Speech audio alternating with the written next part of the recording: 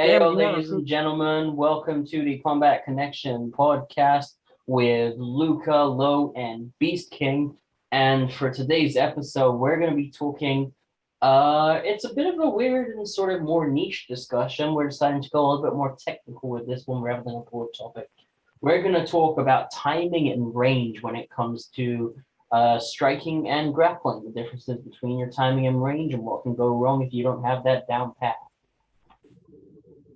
So let's start this off low. The reason we were talking about this earlier is because we both in our respective classes yesterday had discussion on this. So would you like to say how your discussion started with this topic?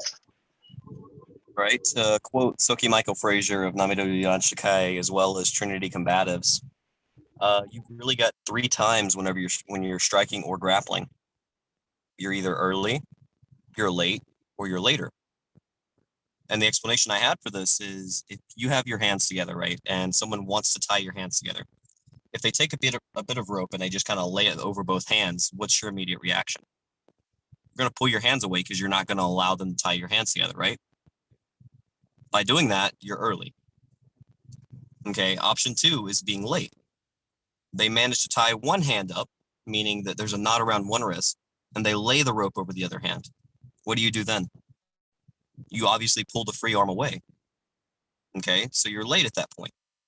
Then later would be, hey, they managed to tie both hands together, double knot it, wrap it over so you cannot escape it. What do you do at this point? You've got to find a way to fight out of this. How does this transfer over to grappling? If you feel someone who's wanting to pull over for an armbar, what do? You stop it before they can get the positioning. If you feel someone has grabbed your wrist and they go to pull for the armbar, what do? You clasp your hands together and you try to work out of it. Okay, you're late at that point. You feel that someone has fully locked out the armbar, you're even later. What do you do then? You pray to the Lord himself and you try to pull your way out. It's always better to be early than late. You hear all these grapplers all the time who scream out, how do you get out of a certain submission? Just don't be there. Don't get caught. The same thing applies to striking as well. If you see someone's going to punch you in the face and you see, oh, well, I'm in his range, to take a half step back, I'm out of his range. Okay, you're early. You're preventing the issue before it occurs. Works that way.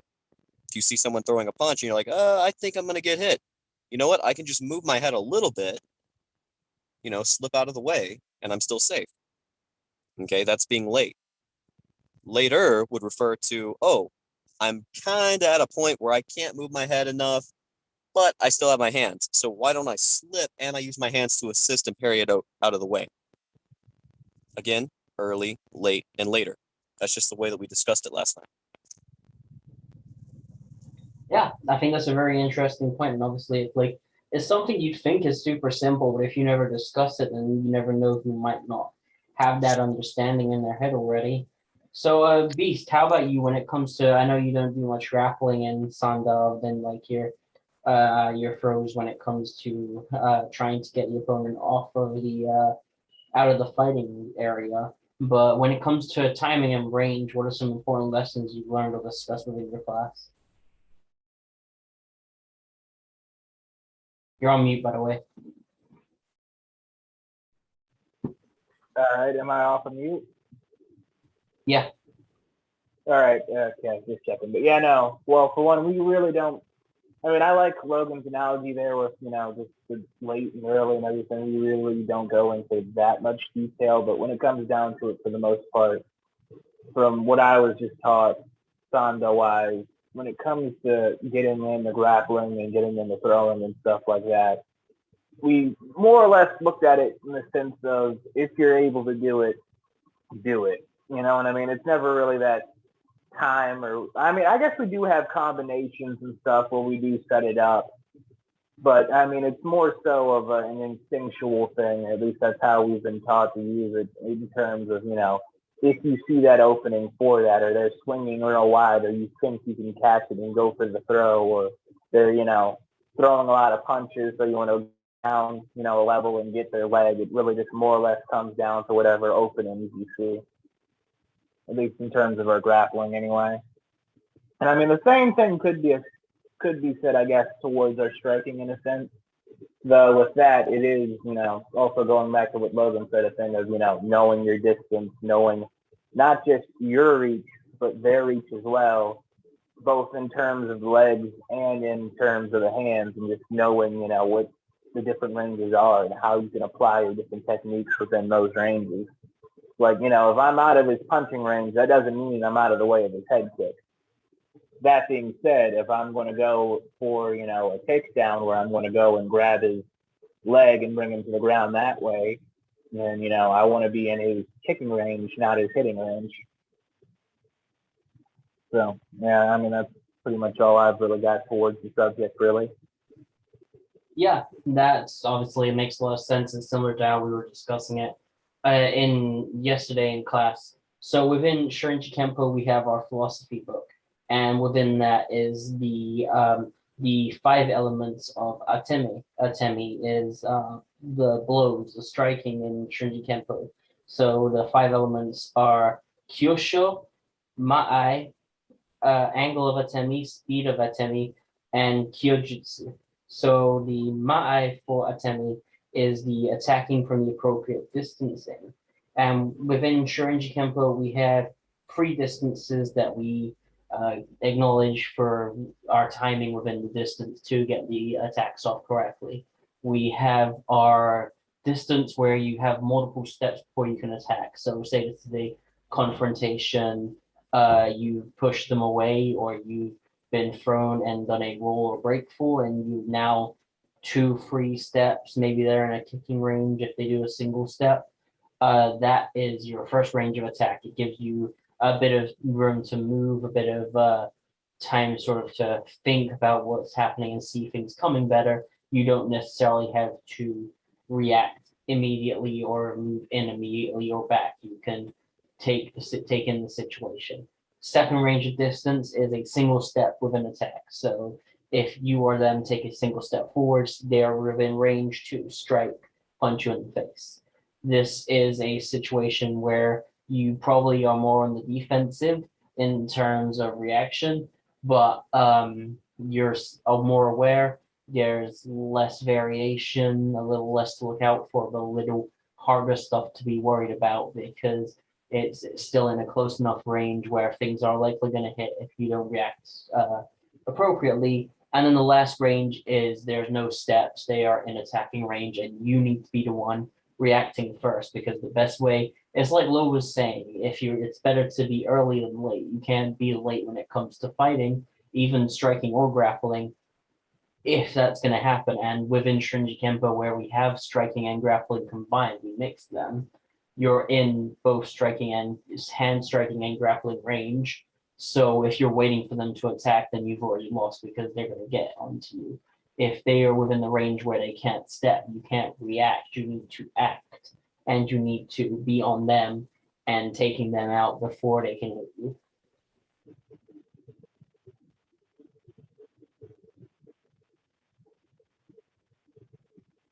Yeah, I agree with that. That is definitely a good way of looking at it. I wish we really more or less included a lot more, I guess, written down aspects of the art, really. I mean, with us, it's more so you either do or you don't, really.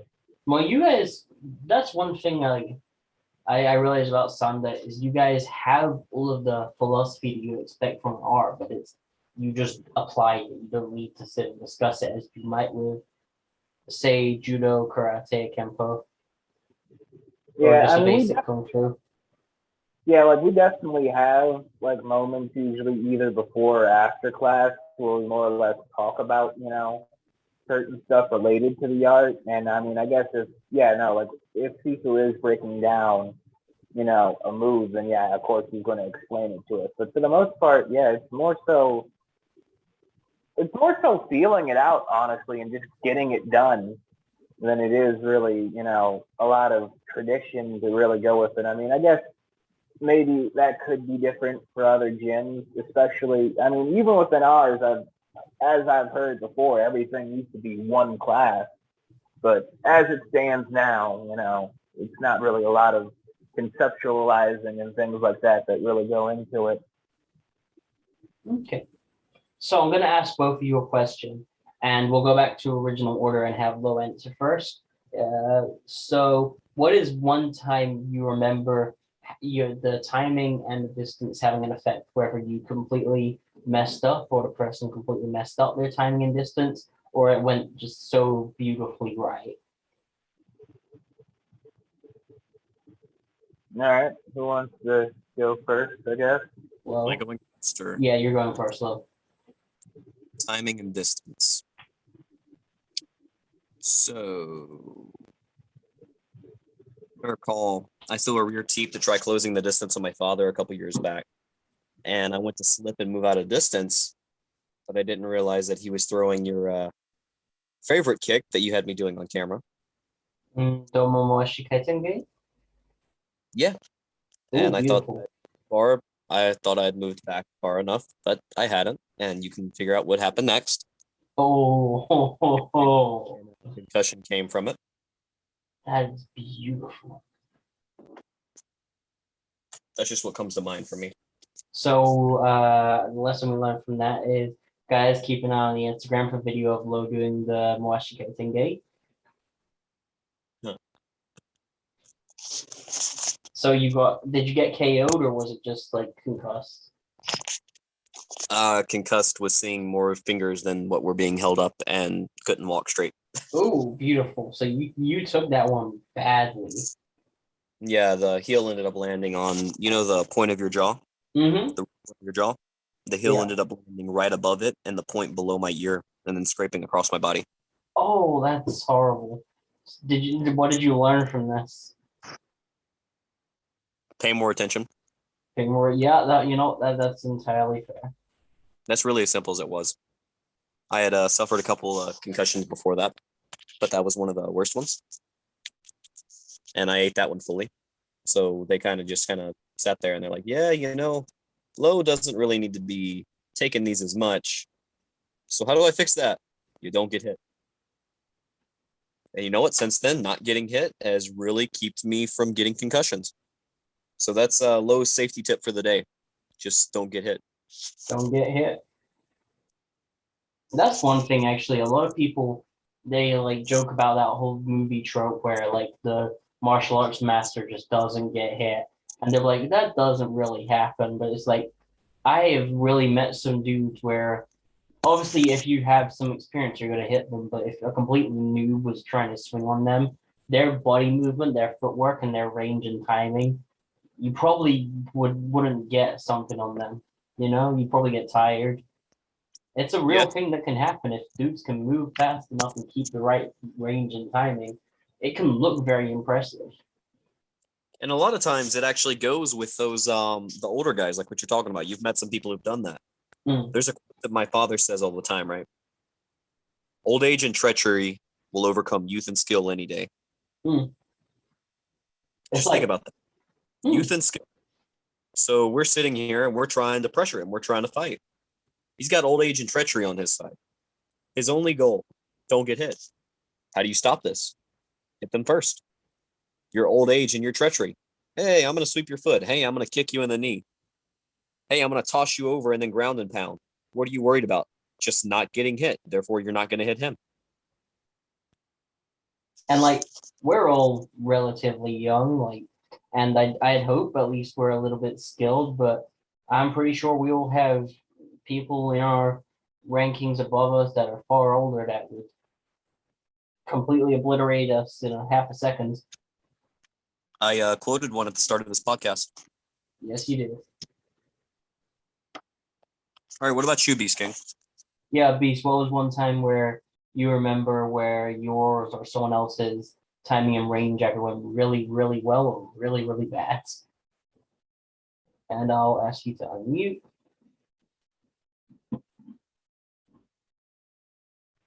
Was I muted this whole time? Yeah. How long have I been muted?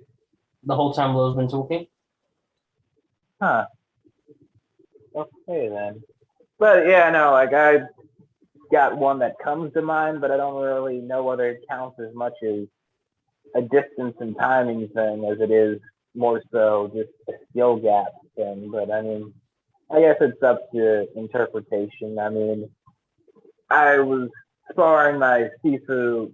I'd say it's been it was about a year ago. That's back when I was like 18. So yeah, and kid just came back from studying with, Coach Lee for a while, so he was all more or less in fighting shape and just more or less in the mode to go. You know what I mean? He's back from a pretty tough training session. He's been fighting people who are at his level this entire time up until, getting back to the gym. It's been, 3 or 4 weeks of him doing that. So he's more or less in that zone of, oh, if I'm fighting somebody, I'm going to be thinking about them the same skill gap, I guess. Or maybe he just let it slip. I don't know. But, I mean, time came, it was a good Saturday. I was pumped up. I was going through everybody else. We were having some pretty hard spars that day. And, I thought, you know what? Hey, I usually try and make it a thing to spar people at least 2 times Saturdays. So, I went up for my first spar of the day with him, and, well, I started off fairly good, honestly. I was, getting pretty close. I wasn't really able to land but 1 strike, but it just got, I could definitely tell the intensity was different, and I went for a roundhouse to the stomach, and I thought I fucking hit him. It was, I don't know, he must be really on some, Ronnie Kensing type bullshit, because, I thought to this day, I swear I thought I fucking made contact, or at least that's how my brain fucking perceived it. But the next thing I know, I'm fucking slowly falling to the ground, not able to fucking process what was happening. And apparently, I threw my fucking roundhouse kick. He managed to more or less sidestep it fast enough for me not to realize where he was going, and then hit with an overhand that pretty much I was awake the whole time, so I wouldn't say it was one of those KOs where you get put to sleep, but it was a good fucking shot. I was fucking stunned. It took me a good minute to actually fall over. I just couldn't fucking move my legs or anything. I was just kind of slowly tilting down. He had really good fucking timing and angle on the fucking overhand, and was just perfectly to what Logan was saying, to the point of the chin. Damn, that sounds like it was fairly impressive to observe. That's one thing Oh, I yeah. always like is people always talk about timing with a really good kick or a sort of skilled term, but just pure timing in straight hand boxing will absolutely destroy the majority of martial arts out there if you're a boxer with good timing. Yeah, no, like I said, he had to explain to me where I fucked up. I did not understand what the hell happened. As far as I was aware, I hit him and now my fucking body does not work. But it turns out I didn't even make fucking contact with that kick. I'm guessing he just fucking sidestepped and I just assumed I fucking made contact. Yeah. All right. I didn't see, I just hope I get that fucking good at hands one day. Because, I'm not the best with my kicks. But, I want my fucking punches to be that fucking good one day. Yeah, here's hoping, man. You got some time to practice as well with the new martial arts at your college until you get back to your Kwoon. That's the right word for a Chinese dojo, right? It's Kwoon, Kwoon. I've always just called it, everybody just calls it, our school. I've never really heard any Chinese name for it, but that could be it. Yeah, that's fair. So one thing I always remember, I had a sparring partner. He is incredibly, he's really good. And his kicks are a pedigree above mine. We're roughly the same height. We similar fitness levels. We train together a lot. His kicks are far beyond mine. So whenever we were sparring, we were sparring in a large open area. So there was not a lot of barriers or anything backing people up. He had full use of that range to throw all of his kicks, which made it a really good hard challenge for me to get within my range, as someone who wasn't able to outkick him that much. He had good front kicks and spin back kicks. So after 2 sparring sessions of not being able to close distance, so this is about an hour's worth of sparring in whole over 2 30-minute sessions of sparring, I finally we figured something out. The reason he had far better kicks than me is because before joining our dojo, he was in Taekwondo. Because he was in Taekwondo, his kicks were good, but his range and timing were not because of the trying to get that reach for the point. So I threw a front kick even when I wasn't in range. Why would I do that? Because it stopped him throwing his kick. And because he thought my kick was going to land, he focused just on backing up, which gave me the ability to close distance in a Wing Chun-esque way where I just crossed straight through the center line and managed to get just contact with his shoulder. That's all I needed, though, because I could grab his shirt, and from there, I could chain punch, and I could take out his leg and take it to the ground to get an armbar. And that's like one thing people always talk about point fighting versus full contact. And I don't hate on point fighting as much as a lot of other martial arts like channels would have, or people with opinions on martial arts would, but it really messes up your thing with timing and distance if you don't experience full contact and continuous.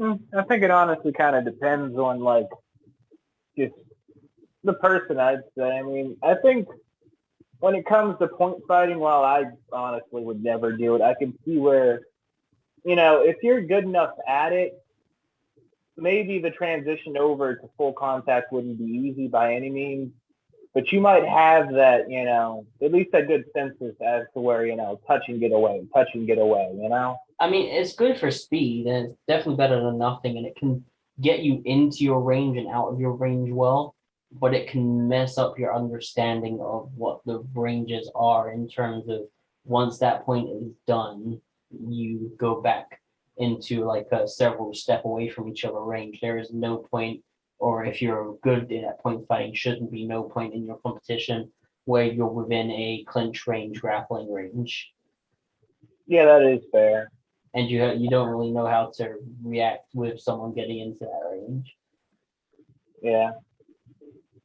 Like it can get you if you're really good at kicking and then you start training full contact, you can get into your kicking range, land your kick, and get out of your kicking range. You've done some serious damage, i.e., Wonder Boy, but it's not everyone. Like you have to experience full contact fighting to get that difference. Yeah, I'd say that's fair, yeah. What do you think, Love? On which aspect of that? Any aspect. Whether point fighting has merit? On the idea of feinting to control your distance, on the idea of point fighting's use in getting into your right range, on the idea of point fighting's lack when it comes to clinch and close striking range, anything. So point fighting is good for a lot of people who like to do more extended combat, sort of like outboxing. But eventually you got to go to different forms of it, say full contact, for example, even semi-full contact, just so you can learn, hey, I need to be close. I don't need to sit here and be just far back all the time, Yeah. That's what you need to worry about. As far as feinting to try to manipulate their range of combat, that's something that you'll notice a lot of times with kiai, or what the Korean guys want to call kyup, Yeah. to yell. The whole A lot Bruce of Lee times, thing. yeah, so like a lot of times what I'll notice with a lot of older karateka is they would either stomp on the ground or they would yell, just trying to get you to be skittish, being jumpy. So if they've already hit you a couple times and oh, these guys, they mean business, they're going to hurt me, and then all of a sudden you just hear a death scream coming from nowhere, you're gonna jump back a little bit. It's the same thing if I'm halfway to my distance where I want to punch you, and oh, he can kick, he's going to kick me in the face, and I stomp on the ground. Your mind is going to perceive that stomp as that leg's moving, that leg is danger, which in turn causes them to move. So I see nothing wrong with trying to manipulate the force between you two. I see nothing wrong with trying to manipulate the amount of area between you two, just to make it easier on yourself. Out of curiosity, what does your PI sound like? What does your ki sound like? Ki. I mean, do you want me to ki? Yeah. Ki! What That's all about it you, is. Beast? What's your ki? If you have. I mean, we most like I don't know. It's weird. Sometimes we practice it. It's not really more of a ki. I mean, the vast majority of us more or less do that whole boxing, thing. Just pushing out a little bit of air. You mean to tell me in Sonda you guys have never just yelled? I mean, sometimes like there Then was do a couple. it. Then do I it. was never good at it. It's not like It don't matter if you're good. It's just a yell. There ain't nothing special about it. yeah. That sounded like Street Fighter. I am definitely sound clipping that. Like it's not like I told you, it's not like anything special. I don't do it often. I mostly do the thing, and even then, it's if I'm like thinking about doing it. I fight like relatively quietly for the most part.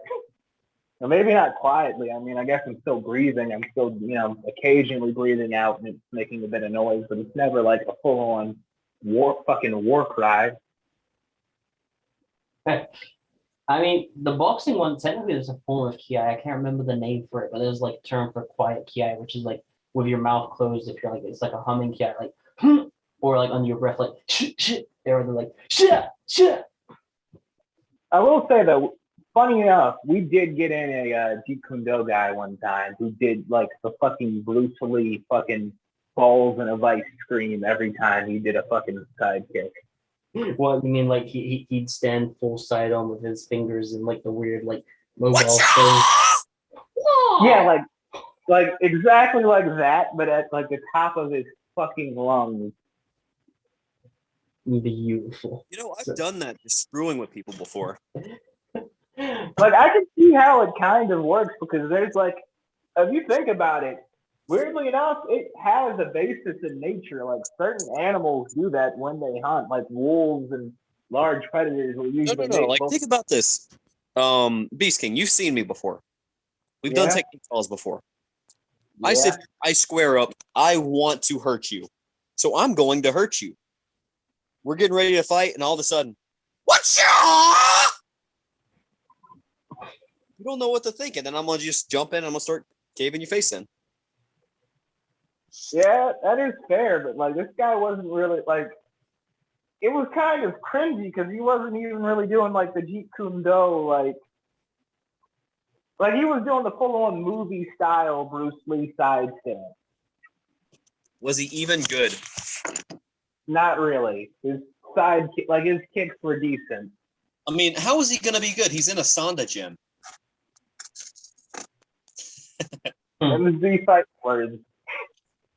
My thing is, what's better at the beginning of a match? Is it better to do like a really loud like ki and look good, like a Power Ranger, or is it better to do like the whole like feet together, complete eyes closed, then just stare up, slowly extend out your arm, and just do like the come here thing with your fingers?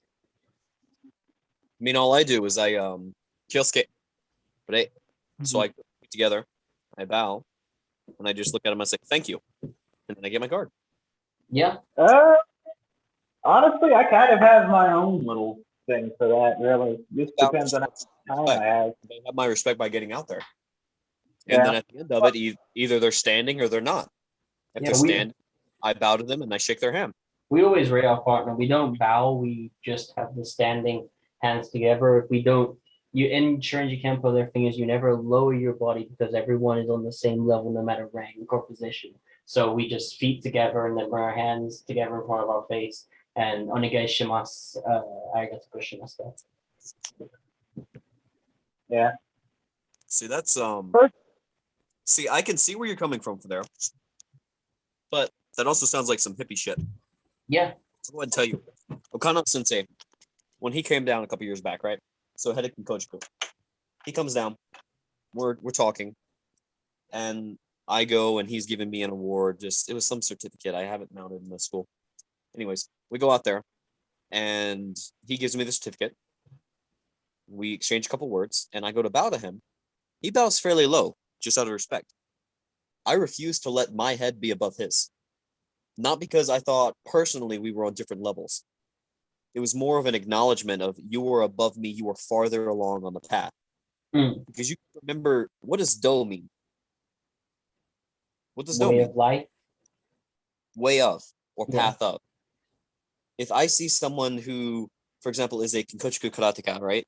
Mm. And they have a much higher rank than me, I'm not going to sit here and think, personally, you're just a better person than me. No.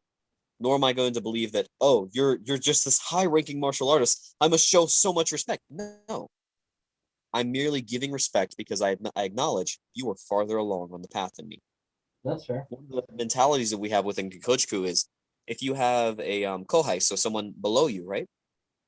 Your job is not to sit here and just teach them, and then have nothing to do with them. You are to extend a hand, almost like inviting them into your family. The reasoning for that is they are where you once stood. Your job as their senpai or sensei is just to help them along the path. It's like you're at the top of a flight of stairs, or you're above on the edge of a cliff. You're helping someone up. You're trying to pull them up to your level, not trying to stand above them and tower. If that makes sense. I have one thing to say about that. And what's up? Senpai.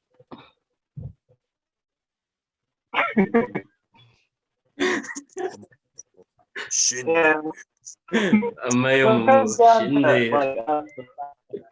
Senpai.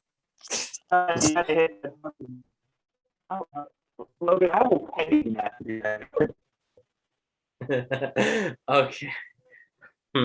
So, any closing thoughts on this topic of range and distance? No, I think that was kind of handled fairly well. Yeah. Yeah. I guess. Well, thank you for tuning into this episode of Combat Connections. Let us know if you like this more technical type of episode where we go deeper into things you can actually apply. Let us know anything else you want to know about or anything you want to see next. Don't forget to like, comment, subscribe. Check us out on Instagram and TikTok. Just type Combat Connection. Combat Connection Co. is our blog and website. Keep training. We'll see you next time. Peace.